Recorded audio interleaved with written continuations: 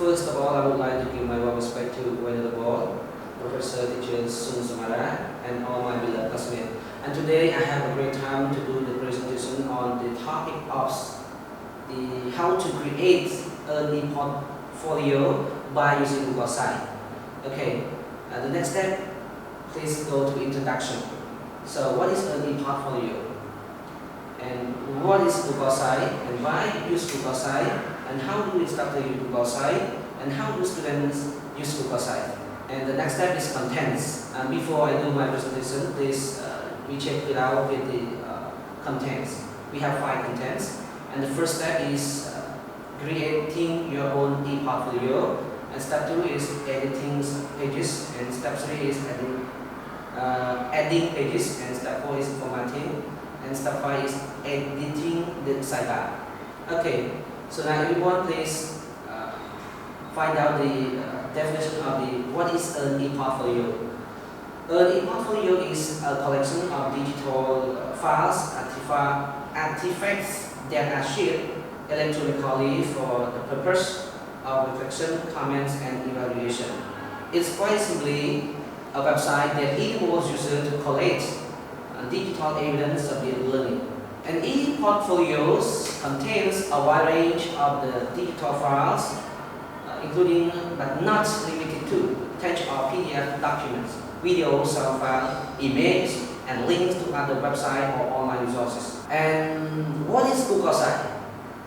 Google Site is a free web application for creating website, and you can develop the website by yourself or collaborate with others in order to create the contents of the pages. And you also can decide the levels of the sharing, and you would do to permit who the owner of the website are and to whom you like to give permission to edit or revise the site.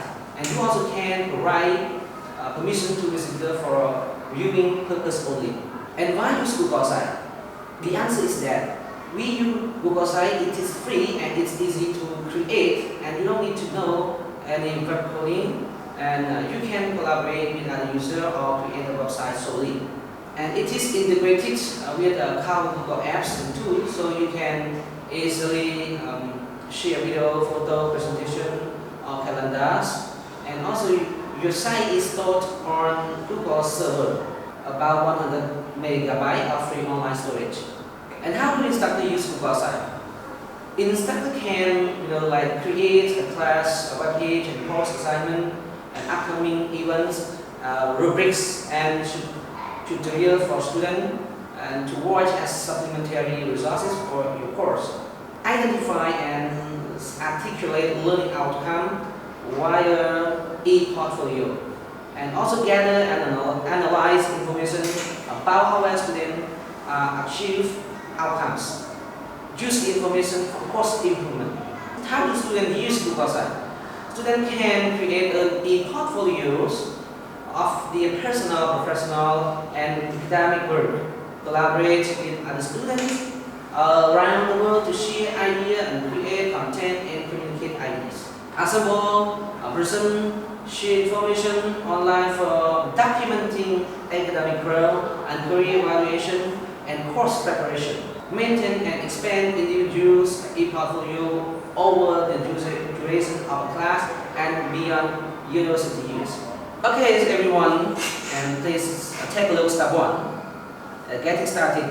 And the first thing, you have to create your own ePortfolio by number 1, just go to website www.site.google.com. And number 2, if you already have a Google account, like a Gmail or emails or Blogger, etc., you just use it to log in. And number 3, if you do not have a Google account, click on sign up. I think everyone can create it by yourself about the Gmail or email, and you can see on the screen that I show. Okay. And the next is number 4, just click create, and everything is ready. And number 5, you just follow the step to create a new page. You have to follow the step to create a new page. Just click on the template, and then don't forget, enter a name for your site and then name your site. And the site location will automatically populate as the site name, removing the spaces and any special characters. And you have to remember that your site URL must be unique. And if you will be sharing your URL with other shorter, it's often easier, and you can override the default and enter a URL of your choosing. And then select a theme, and more options will be discussed later. Just go enter the code and click create. Okay, please see on the screen the icons. You see the icon, and then see site, and then you see the word create, and you see like the folders. And the first thing we can see like a blank templates. Okay. Step 2, just editing pages. And the first thing you have to click on the pencil icon and to edit a page. Yes, you see there are four stages. Yes, and the first thing is pencil, and the page can be edited screen, allow you to add content to your page, and the interface is similar to a document editor, allowing you to change the font, add links, create lists, create bullets, lists, etc. And to insert an image, and the step is that you have to click on insert. Yeah, you see on the icons exactly, and select image. Yeah, and you see the word welcome on the icon, and then the first thing insert and format, tables and layout, and then you click on image. To pop-up box give you the option to upload an image from your computer. Yeah. And number 4, select uploaded images. Just click browse to find the image on your hard drive and click OK, or you can select web address, like URL, and then insert the URL of the web image and click OK. Yes, please everyone take a look on the icon that shows how to get started with this. Yeah, you see the word add an image. Yeah, and then you can upload image. Yeah, or the document that what you wish to upload. Or you can just go to upload an image by browser or browsing. Yes, and then click on OK. And one more thing, please don't forget to insert a link. Yeah, highlight the text and you want to become a link, and then you click on insert and select link. You see the icon. We have the 4 tools, and the first thing is insert, and then format, tables, and layout. Yes, and then click on link. And the next step is in the create link pop-up box, determine where you want to use an existing page in your site. Yes, such as like site page or web address or an app script. Then click on the appropriate option, enter the URLs or select the correct page. Okay, if using an existing page in your site, and then click OK. To insert a video, and this you have to click on insert, select video, and then choose either Google Video, YouTube, Google's Docs video, enter the URL of the Google Video or YouTube clip, and you want to use to click, and then just save. And please take a look on the icon that show you. Step 3, mean adding pages. Just click on the new page button and to create a new page. Enter a name for the page and name your page. Click on web page to select a template, select a location.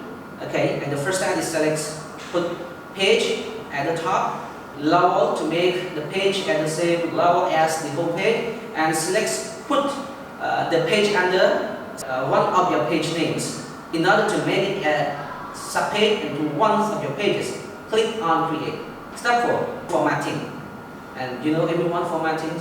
So formatting defaults. The default setting for pages in Google site is to allow others to add attachment and or comment which appear as link at the bottom of the page. If you don't want this option to appear on the page, you can click the more button in the top right corner and click page setting. Uncheck the box for other attachments and other comments to remove the link and click save. Another additional formatting option. Just click on the more buttons in the top right corner and select menu style from the drop down list. And from this menu, you can opt to change the colors, font, and theme of your site. Yeah, please take a look on the icons. And step 5 is editing the sidebar. The sidebars help site visitor find what they are looking for and stay with the user while navigating the site. Number one, just click on the More buttons in the top right corner and select Edit Slide Layout. And number two is click on Sidebar. Please everyone take a look on these icons. You see a sidebar button appears and to the left. Please enjoy. And the third is just click the plus. Yes, and then you will see the icon show you about how to process the word say like welcome to your wedding website. And number four, scroll down the list and click add under navigation. Yes, and then you see also another icon. Yes, and then you just click on add. Number five, just click on navigation, and then you see a small icon and show you about the sidebar and navigation. And in the configure navigation window, unchecks and it automatically organize my navigation box. And number five, click add page. And then you will see another icons, configure navigation. And you will see the word like title, yes, on the icons. And you select the word display title. Or you can put, like the function automatically organize my navigation. And then add page, and then click on OK. It's 6. And you will see a list of your available pages. And don't forget to select the pages you want to display on the sidebar and click OK. And you will need to do these steps for every page and you want to display on your sidebar. Yes, please everyone take a look on the icon that's showing you about how to process all these things. Like the first thing we see and then OK. You can then arrange the page in the order of your choosing by using the arrow buttons and click OK when the order is correct and save your change. Please take a look on the configure navigation. It's just like the same calls as before. Title, and display title, automatically organize my navigation. Yes, and then select. Okay, this is my last presentation. Thank you very much for your watching my video clip presentation. Thank you.